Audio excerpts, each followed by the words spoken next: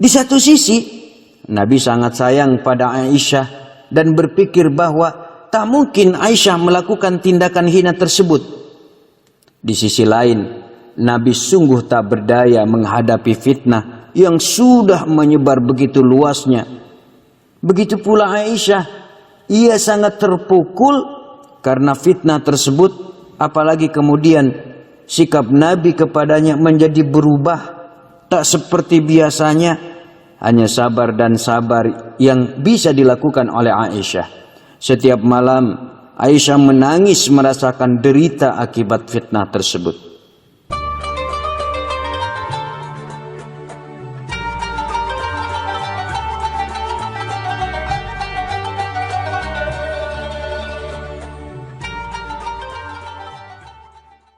Assalamualaikum warahmatullahi wabarakatuh.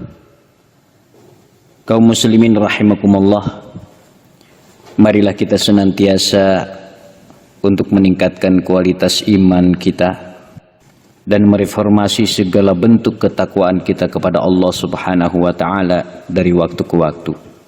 Selagi Allah masih memberikan kesempatan kepada kita untuk hidup di atas buminya. Jadikan hidup kita untuk selalu bermanfaat. Bermanfaat bagi diri kita di dunia ini maupun nanti di akhirat kelak. Bermanfaat bagi masyarakat banyak sehingga keberadaan kita sangat dibutuhkan dan dirindukan oleh mereka. Jangan sampai sebaliknya ketiadaan kita justru sangat diharapkan oleh mereka. Na'udzubillah min dzalik. Hidup kita jangan pernah menjadi kejengkelan orang lain ketika ada seseorang atau sekelompok orang yang mencoba mengusik ketenangan hidup warga masyarakat kita. Janganlah kita lekas terima. Lalu kita malah menyebarkan berita yang sebenarnya tidak jelas itu.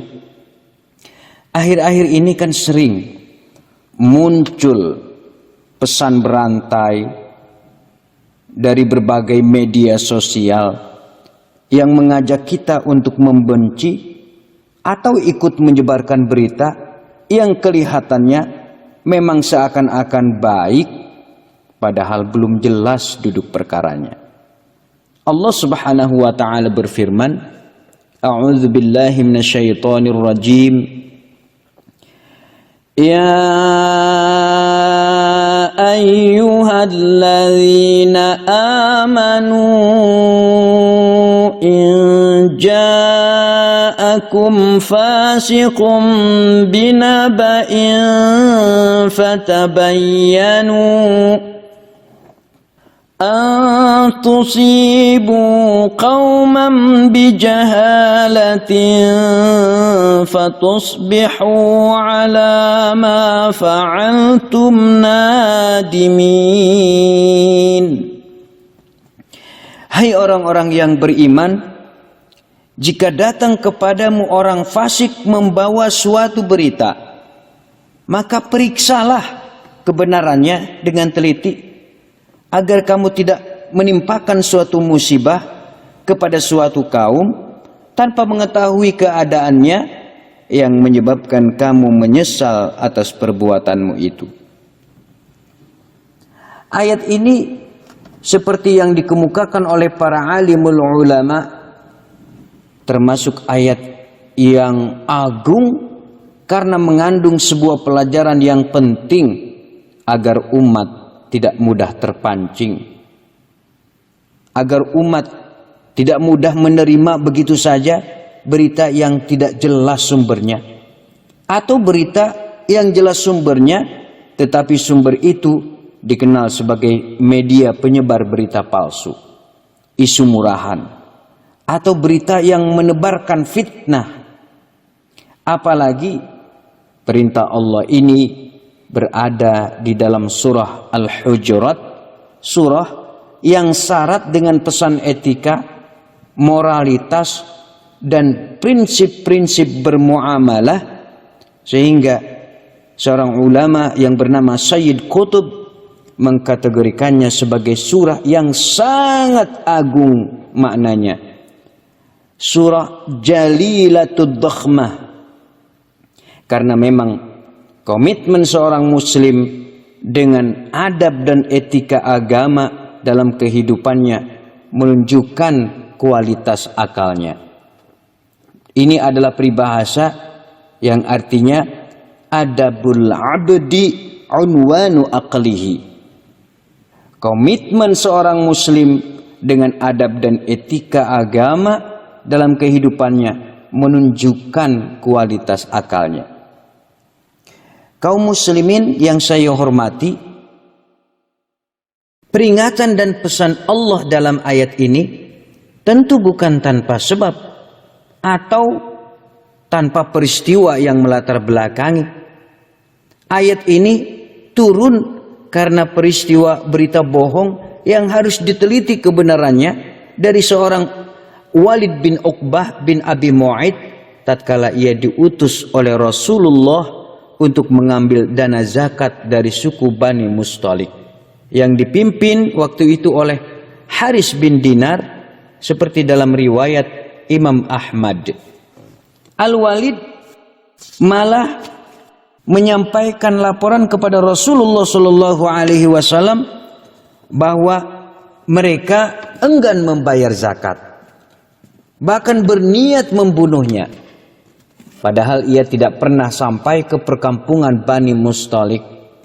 Kontan Rasulullah Shallallahu Alaihi Wasallam murka dengan berita tersebut dan mengutus Khalid untuk mengklarifikasi kebenarannya, sehingga turunlah ayat ini mengingatkan bahaya berita palsu yang coba disebarkan oleh orang fasik yang hampir berakibat terjadinya permusuhan antar sesama umat manusia, bahkan sesama umat Islam pada waktu itu. Yang menjadi catatan di sini bahwa peristiwa ini justru terjadi di zaman Rasulullah Shallallahu Alaihi Wasallam yang masih sangat kental dan dominan dengan nilai-nilai kebaikan dan kejujuran. Lantas bagaimana dengan zaman sekarang yang semakin sulit, semakin sukar mencari sosok yang jujur dan senantiasa beriktikad baik dalam setiap berita dan informasi yang disampaikan? Kaum muslimin, para pendengar Radio Ergita FM radhiyallahu wa barakalakum, berdasarkan hukumnya As-Sa'di membagikan sumber media, sumber berita kepada 3 klasifikasi. Pertama, berita dari seorang yang jujur yang secara hukum harus diterima. Kedua, berita dari seorang pendusta yang harus ditolak. Dan ketiga, berita dari seorang fasik yang membutuhkan klarifikasi, cek dan recheck akan kebenarannya.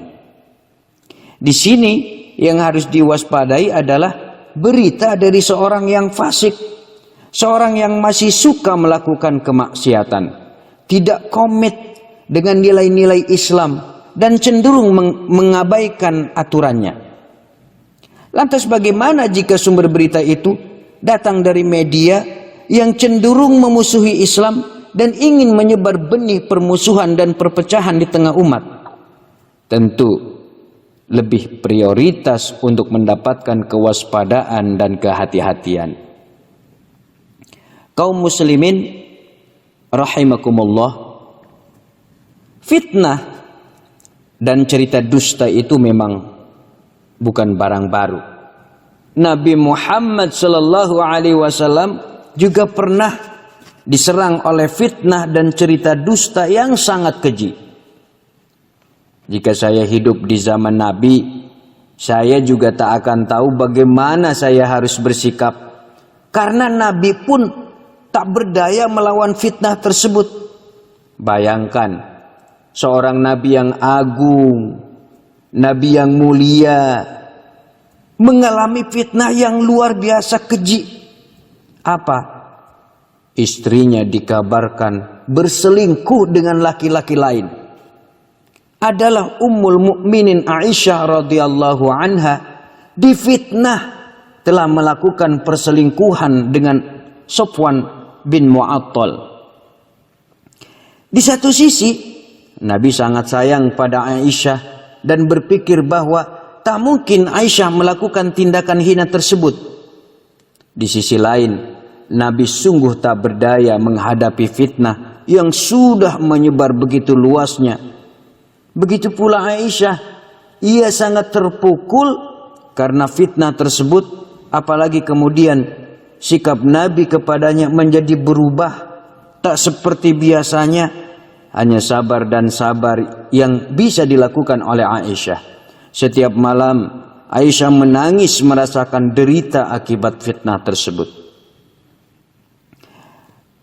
Sebulan lebih fitnah itu menyebar dan kehidupan rumah tangga Nabi dan Aisyah cukup terganggu. Sampai akhirnya Allah Subhanahu wa taala menyelamatkan Aisyah dari fitnah itu dengan menurunkan wahyu. Sesungguhnya orang-orang yang membawa berita bohong itu adalah dari golongan kamu juga. Janganlah kamu kira bahwa berita bohong itu buruk bagi kamu, bahkan ia adalah baik bagi kamu. Tiap-tiap seorang dari mereka mendapatkan balasan dari dosa yang dikerjakannya. Dan siapa di antara mereka yang mengambil bagian yang terbesar dalam penyiaran berita bohong itu, baginya azab yang besar. Ini terdapat dalam surah An-Nur ayat 11 sampai ayat 21. Ma'asyiral muslimin radhiyallahu wa barakalakum. Selain sikap waspada dan tidak mudah percaya begitu saja terhadap sebuah informasi yang datang dari seorang fasik, Allah juga mengingatkan kepada kita agar tidak menyebarkan berita yang tidak jelas sumbernya sebelum jelas kedudukannya. Allah Subhanahu wa taala berfirman, "Ma yalfidhu min qawlin illa ladaihi raqibun atid." Tiada suatu ucapan pun yang diucapkannya melainkan ada di dekatnya malaikat pengawas yang selalu hadir. Sehingga sikap yang terbaik dari seorang mukmin seperti yang pernah dicontohkan oleh para sahabat yang dipelihara oleh Allah saat tersebarnya isu yang mencemarkan nama baik Aisyah adalah mereka tetap husnudzon, berbaik sangka terhadap sesama mukmin dan senantiasa waspada terhadap orang yang fasik, apalagi terhadap musuh Allah yang jelas memang menginginkan perpecahan dan perselisihan di tubuh umat Islam. A'udzu billahi minasyaitonir rajim. Walaula in sami'tumuhu qultum ma yakunu lana an natakallama bihadza subhanaka hadza buhtanun azim. Dan mengapa kamu tidak berkata di waktu mendengar berita bohong itu, sekali-kali tidaklah pantas bagi kita memperkatakan ini, Maha suci Engkau ya Tuhan kami, ini adalah dusta yang besar. Dalam sebuah riwayat dari Qatadah disebutkan, at-tabayyun minallah wal ajalatu minasyaiton.